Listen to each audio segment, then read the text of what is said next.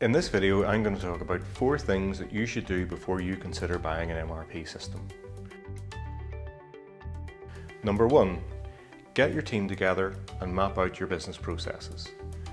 By getting your team together, you can work across silos to understand where the bottlenecks occur, where errors and inefficiencies are happening on a day-to-day basis, and identify opportunities for change.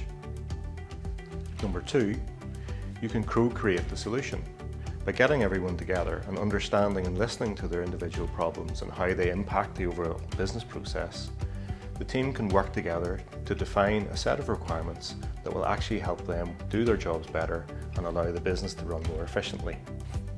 Number 3, prioritise your requirements. It'll be clear from your process mapping that there are some areas that will be quick wins where you can save time quickly. Whenever you're identifying requirements, you might have must-haves and nice-to-haves, and you can create a list of these and tackle the major ones first. Number 4, be ready to trial systems. How many times have you signed up for a trial software and then realised you're not ready to do it? The simple way around this is to have situations, common day-to-day business processes and data available, so whenever you start a trial, you can run through it, you can test whether it will actually help you achieve that process, and then you can shortlist accordingly.